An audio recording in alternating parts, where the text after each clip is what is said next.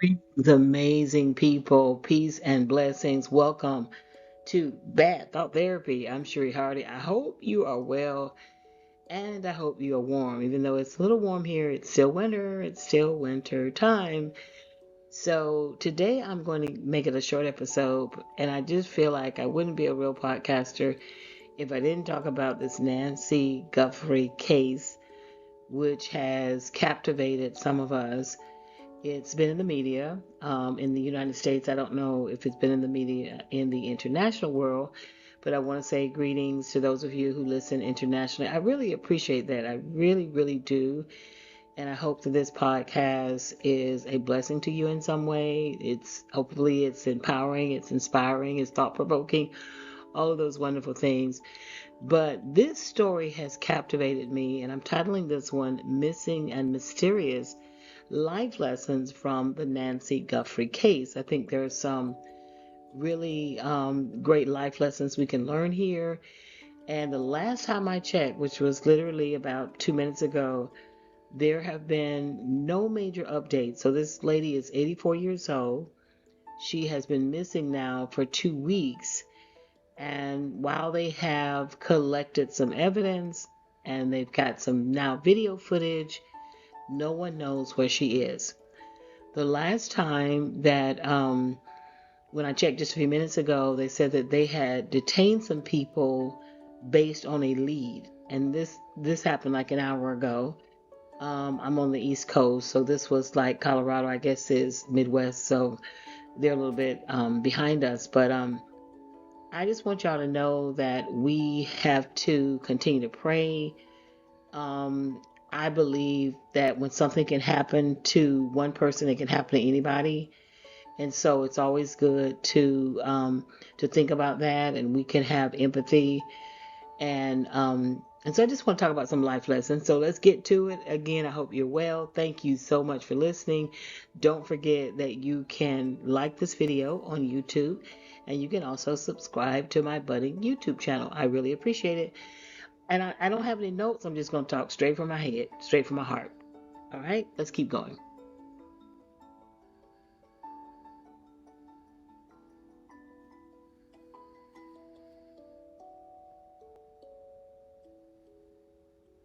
So if you're just arriving from Pluto, there is a case that's getting a lot of national attention. It is the Nancy Guthrie case. This lady is 84 years old. She is missing, and she was missing from her home in Arizona. Right now, even after 2 weeks, and a lot of investigating, police, FBI, other people, private investigators, no one knows where she is. The law enforcement have been collecting all kinds of DNA. They have found some DNA evidence. One last report that I saw said that they found a glove in the home, and that the DNA on that glove did not belong to Ms. Guthrie, nor did it belong to anybody that she is related to. So there are people. She was an elderly woman, 84 years old. She did have, I'm going to use the word service people. I don't know if that's the best word, but like she had like service people to come into her home and take care of things. She might have had a housekeeper. She had someone do her yard. She had someone take care of her pool. All of these different people. And of course, if you own a home, you know that you have repairs and you have people that's in your house and in and out for different things. So there have been different people in and out of her home. The biggest break in the case was apparently Miss Guthrie had a camera. I didn't even know that Google made cameras, surveillance cameras, but apparently she had a Google brand of a surveillance camera at her home in the front door and maybe somewhere else. And supposedly she didn't have a subscription, which is really interesting to me, and we'll talk about that a little bit later. By the way, I didn't take any notes, y'all. I'm just kind of talking from my heart because the story has just been getting to me, and I just want to wake up and I want them to say they found her, and but anyway. So she didn't have a subscription, which is interesting, and they thought because she did not have a subscription that they would not be able to get the recording because apparently whoever has her, when they came to the home, they tampered with the camera. And so, but some kind of way, this is very interesting and this is a great life lesson. They were able to get footage from that camera, number one, even though she did not have a paid subscription. And so that means that they can do that. And that means that's a lot because I do have cameras on my home, around my home, and I do delete a lot of footage. If I don't, I look at it sometimes I don't. But when I look at it and I don't see anything unusual, I just sort of delete it. And it'll tell you every time you do that, it's permanent. Once you delete this, you can never get this back.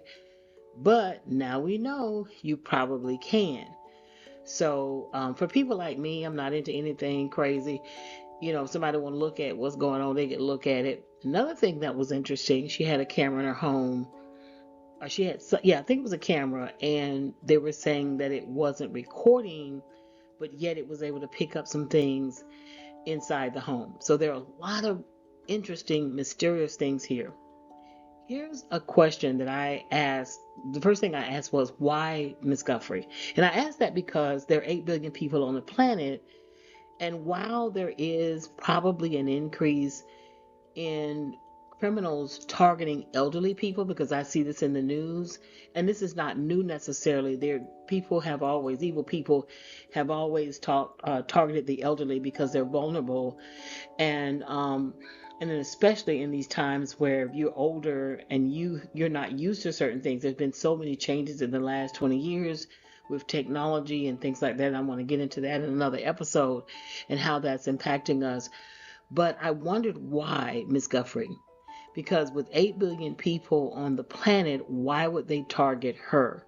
I think this case is very fascinating because I have a lot of questions, and I'm one of those people that like to solve, problems and puzzles, and nothing adds up. So why Miss Guthrie? Why out of all these people they targeted her?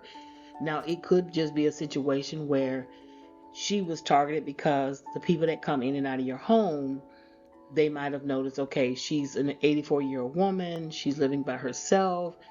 They could have made some assumptions like there's nobody really caring for her, nobody is watching over her. She might be a easy target to take advantage of because of those factors. I don't know.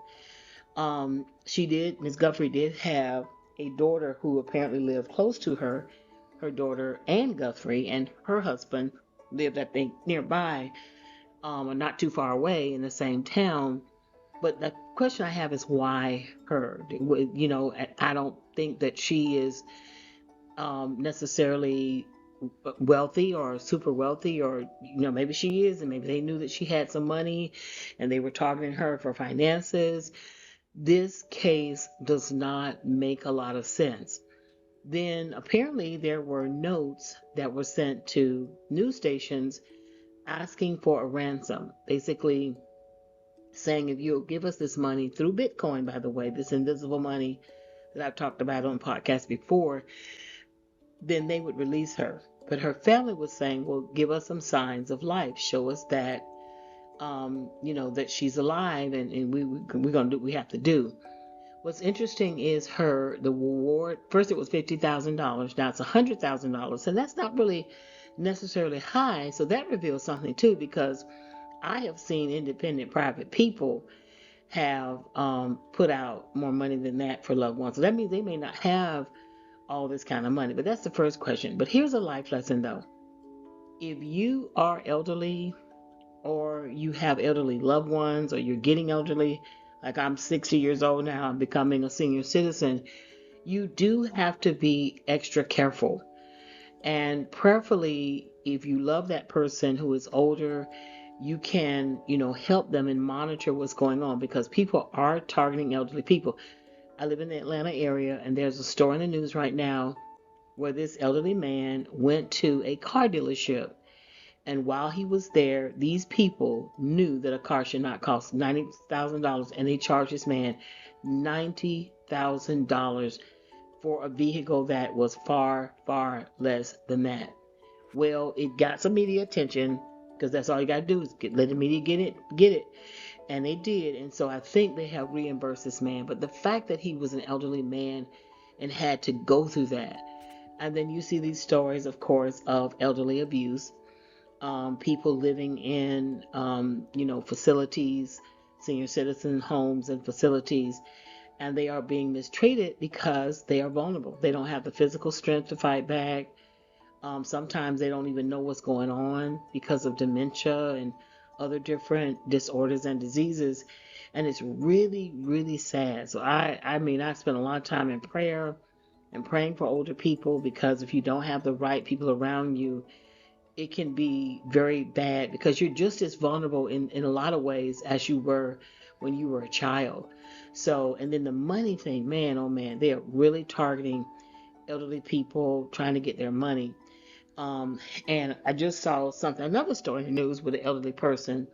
She basically signed something that gave her house away. And of course, this lady would not give her house away. That she would never. I think she lived in the house for 40 years. There is no way she would just give her house away. She was in a bad financial situation.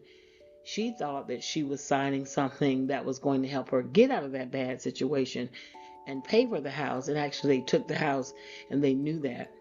So one of those life lessons is you have to be very careful when you're older, or when you have elderly parents or elderly loved ones. You need to be checking on things. You need to teach them things like, number one, do not talk to strangers. That is the number one way. When I hear about all these different scams in the media, they try to get you every day. They try to get me through email, phone, calls. I do not talk to strangers. If I do not know you, I am not going to talk to you. Period. If you send me an email, I'm not that curious.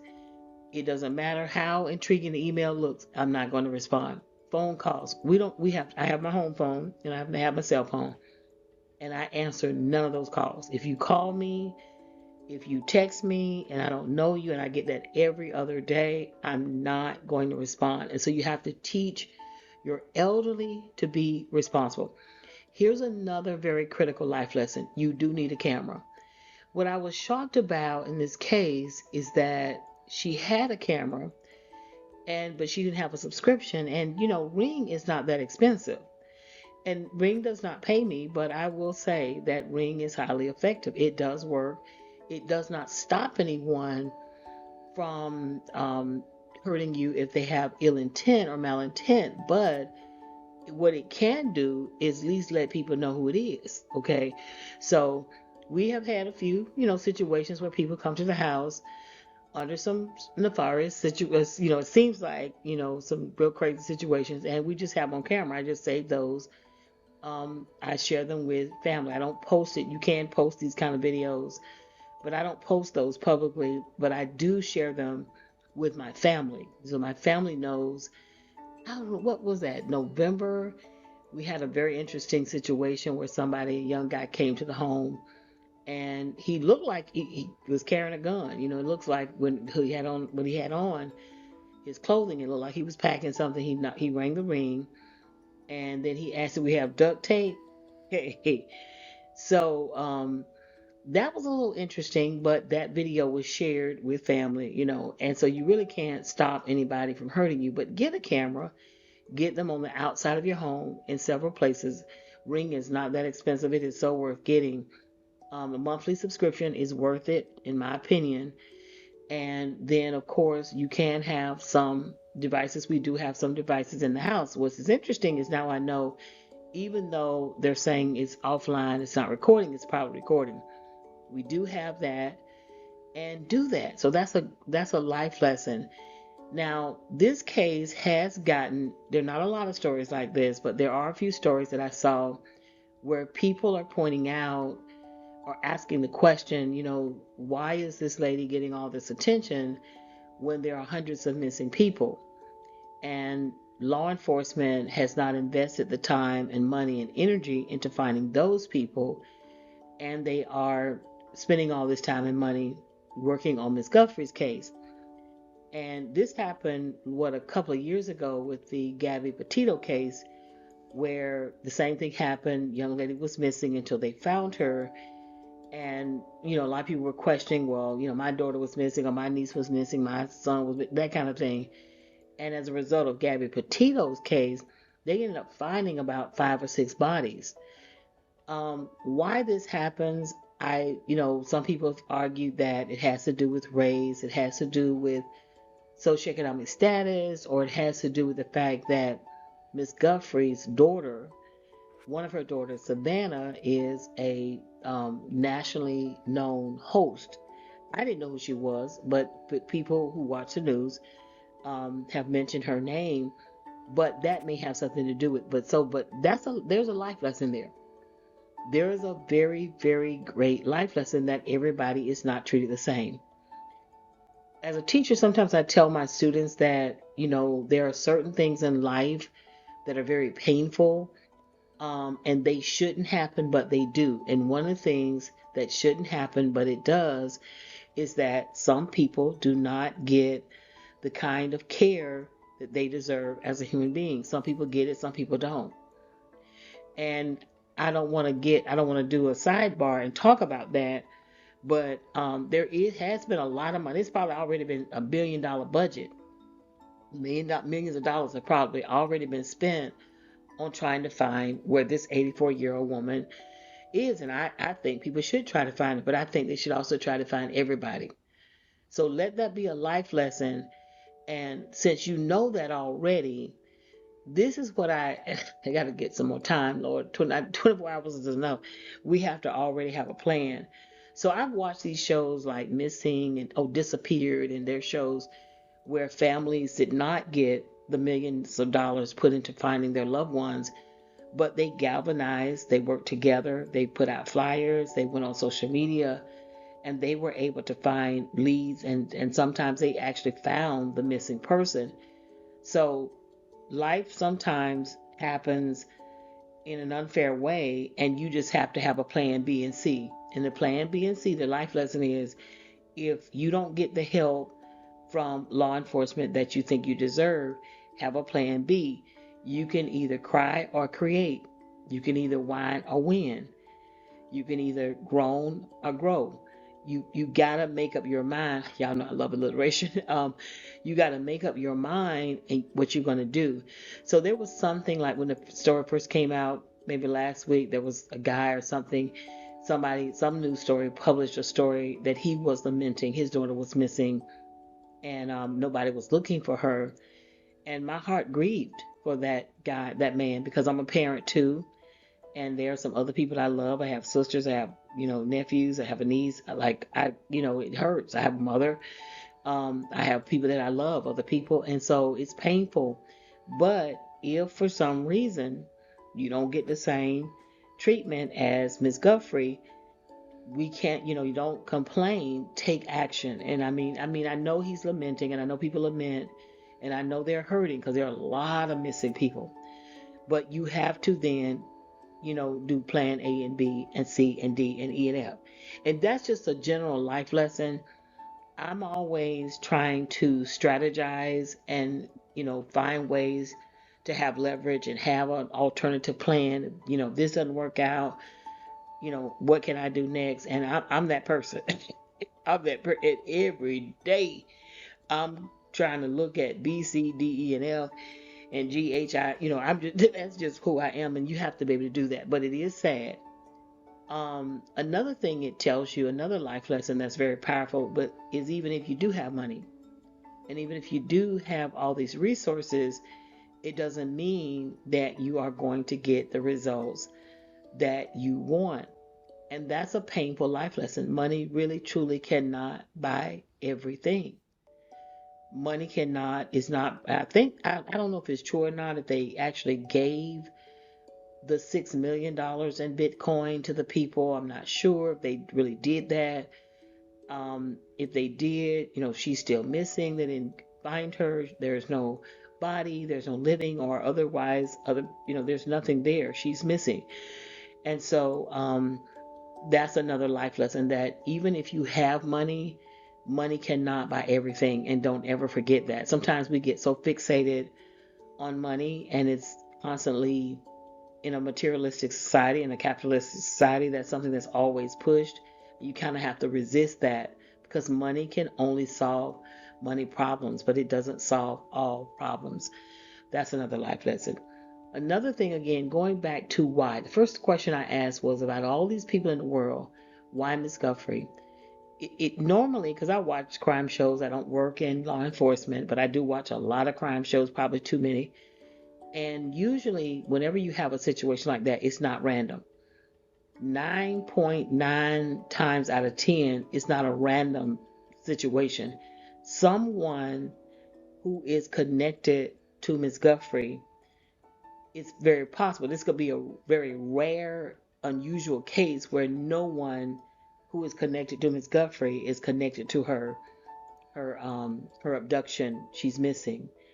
So that's sort of interesting too. But what this taught us, because it happened suddenly, I think it was the last day in January. It's another life lesson that your life can change instantly. It can change suddenly. And I'm a woman of faith. I believe that God is real. At the same time, I don't understand why things happen the way they do. I just know that God does not change life, He changes us. And I do know that with faith and having a personal relationship with Him, that He will help you get through with whatever's happening. And sometimes He will help you make sense of what's happening and why. I don't know if I'm the person to be able to understand why this happened to Miss Guthrie, but in my own personal life, I've gone through different things and had different phases and seasons. And at the time, I didn't understand it. And it was very painful for some of those seasons. But then when I look back, I see, okay, God, I see why you allowed that to happen. And I remember in a couple of instances, it was like it saved my life. I was actually some things that I wanted didn't happen.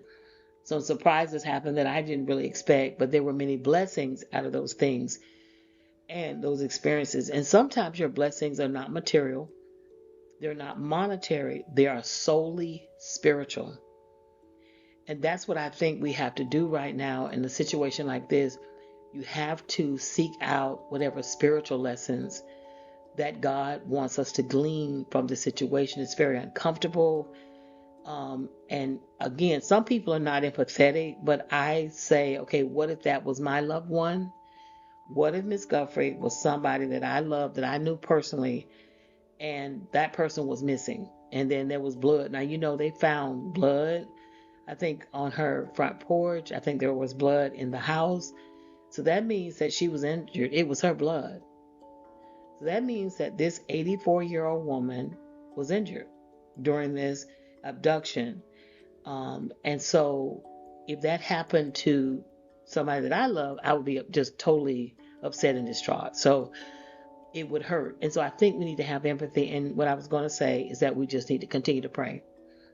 Pray for our world. I'm never going to give up. I know I'm an idealist, maybe to a fault, and I'm an optimist, but I'm never going to give up praying that our world will be better. Our world is not totally bad. Everybody is not gone. But this situations like this, it just makes you grieve because she's 84. What could she have done to anybody at 84? So it's not too much. I know people, that kind of thing. But anyway, nevertheless, let that be a life lesson that your life can change suddenly. And a lesson in this is that sometimes we don't understand why. Because I really want to know why, with 8 billion people on the planet, all the people in the world, all the elderly people in the world, young, middle aged, why Miss Guthrie? That's why I say that if it turns out that it is not indirectly connected to someone in her family, then it would be shocking. It truly would be shocking. But this does happen. Some crimes are random, and it might be the case here. Another thing is, there's been a lot of media talk about the police, the local police, and maybe the mishandling of some of the evidence. And just not even the mishandling of the evidence, but just the investigation itself, that it might not have been done the way it needed to be done. And at a certain point, people found the sheriff was at a basketball game, and he was there on detail. He was there actually enjoying himself. And people question, well, how could you enjoy yourself when this 84-year-old woman is missing and you're the chief of police? And let that be a life lesson. When you are a leader, you must take the heat in the seat, and every single thing you do will be scrutinized.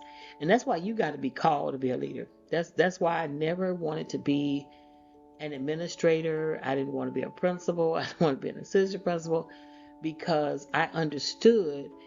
Well, I questioned, was I called? Because you got to be called to be that leader. You got to be called to be able to take that heat in the seat. And so here's another thing, a powerful life lesson about these cameras. Everything you do is under surveillance, and everybody is under surveillance. Every little thing you do and every little thing you say, somebody's listening, somebody's watching, even when you think they aren't. And so I watched, or listened to rather, an episode of one of my favorite podcasts. And I didn't even know who this guy was. I'm going to be honest with y'all, but apparently he is known by the world except for me. And nevertheless, they asked him a question like, is there a downside to fame or success? And one of the things he said was your loss of privacy. Because he was saying he does a lot of social media posts. But and I'm like that too, like I do a lot of posts, but I don't post like where I travel. I don't post the excursions. Like I don't post personal things. I have posted them, but I've sort of committed that I'm not anymore. I'm not going to post anything personal, but I do post, for business. Why? And really, I'm only posting for business. So if I ever just completely gave up business, I probably wouldn't be on social media at all, at all. So, but nevertheless, be aware. A great life lesson that everything you do is under surveillance. Just like the people thought that this camera was not recording, or they couldn't retrieve these images because they didn't have a subscription. Guess what? They got the videos. That's how they now have a profile of the suspect. They have images of the suspect. They had somebody do a sketch. They had a sketch artist, I think, from Texas do like a sketch of the person. But just keep in mind, everybody's under surveillance. If you on that camera, just like the sheriff went to that basketball, everything you do, somebody's following you and somebody is looking. And so just be mindful of that. Now, for people who they're not doing anything crazy, well, you don't probably have anything to worry about. But we live in this world where these people are judgmental, and they've always been judgmental, but now they can hide behind these keyboards, and they can be judgmental when they don't have to face you and you don't have to confront them. And that makes things sometimes a little bit messier, a little bit more complex. But just keep that in mind. That is a powerful, powerful life lesson. Well, what I want to do is I want y'all to join me in praying for all missing people. We ask our great Lord to help us to have peace, and may He find the missing. May He reveal where they are, and may He give peace to all families. We hope that Ms. Guthrie is found. We hope that all the other missing people are found. We hope that all the people who are grieving the loss of their loved ones, that they are comforted, that they will have peace, that they will have strength. Because the thing about the missing, when I watched Disappeared, I think that's the name of the show, is that the not knowing, like that limbo that you're in. When they would interview the family members of the missing, you could just tell that they never had closure because they don't know where the person is. They don't know what has happened to the person. This is a very bad thing. And so you don't have peace. And I've seen it where, people,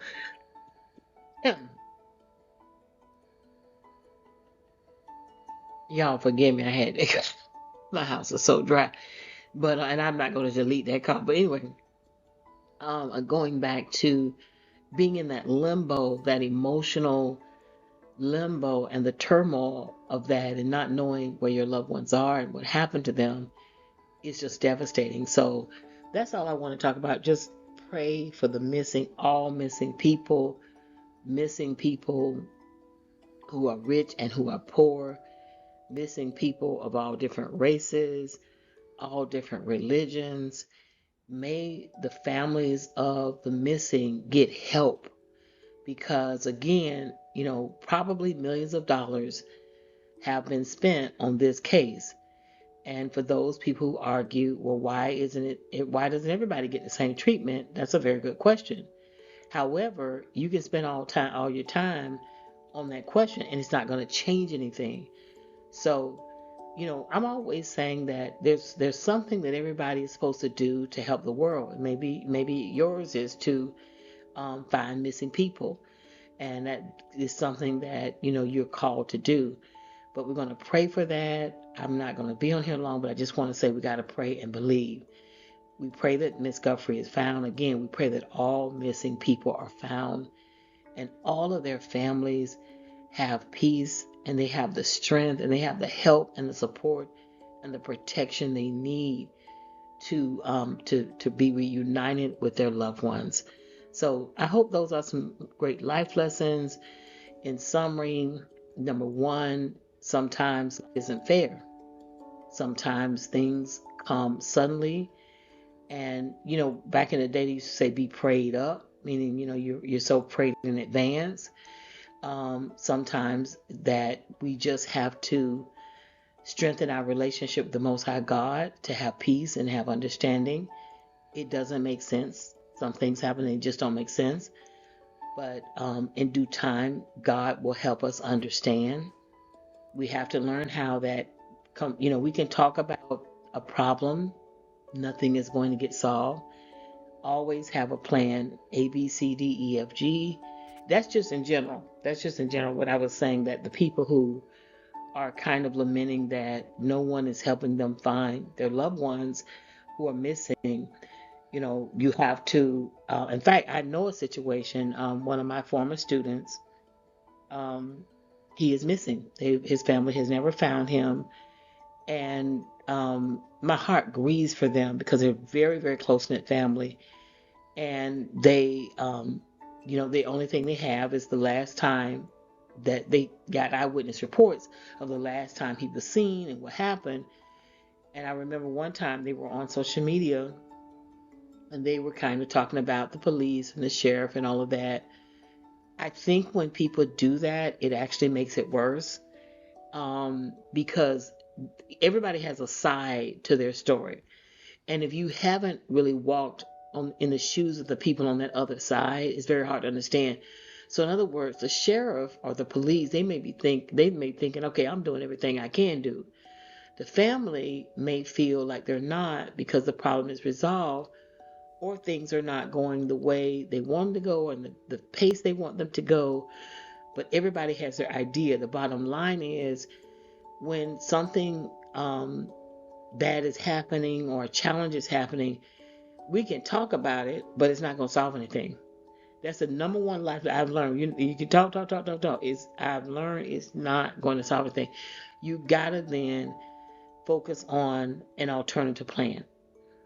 And if you do have to talk about it with a close friend and not public. I recently had a little meltdown. I hadn't cried like this in a minute. I had a meltdown about something. I was like, Lord, when the last time I let go like this? But it was good. It felt good to get that release. And I'm not going to go to social media and talk about something like that.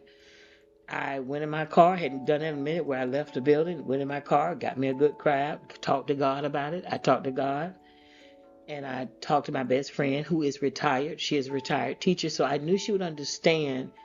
And I just needed someone to help me to get through, because all I got to do is try to hang in there for another 2 or 3 years. It's not a lot of time, and the enemy just wants me to just throw my hands up and give up. But I can't do that because I have financial responsibilities that I have to deal with. And so, but anyway, I had that good cry. I was able to work through it, but I don't need to go to social media. you got to go to a good friend that is and first of all, my friend is a prayer warrior. She is a person who knows how to get a prayer through. And sometimes when you're so weak and you feel defeated, the people on social media they're not personally invested in you. It's not real. It's not real. If you want to know how not real it is, just call somebody, try to call on them at 3 o'clock in the morning, or try to ask one of them for $5, and you'll see just how so non-social it really is. But nevertheless, I had to talk to her because I knew that she would understand. I knew she was retired, and her being retired is actually motivating me to hang in there, because I know at the end of her career, she was going through the exact same that I'm going through. And it's nobody else's fault but mine. It's like I put myself in this position, and it's not, it's just the system. It's just the times and all of that. But nevertheless, don't go to social media and don't be so quick to, come out and say a whole bunch of stuff. Talk to a close friend, talk to a family member, pray, talk to the Most High God. And that's where I got comfort. Once I had my good crowd and I talked to the Most High God, and, and I always have a couple of dreams and goals tucked in my heart. And I always say that, have a couple of dreams and goals tucked in your heart. This little sidebar. So when something doesn't work out, when A doesn't work out, maybe B, C, or D can work out. So that's something to think about. So those are some life lessons. Time to end this podcast. Again, thank you so much for listening. All of my listeners in the UK, in Nigeria, in New Zealand, like all of those listeners, India, I really appreciate you. I feel very blessed. I hope this podcast gave you something to think about, and I hope it was empowering to you. Take care.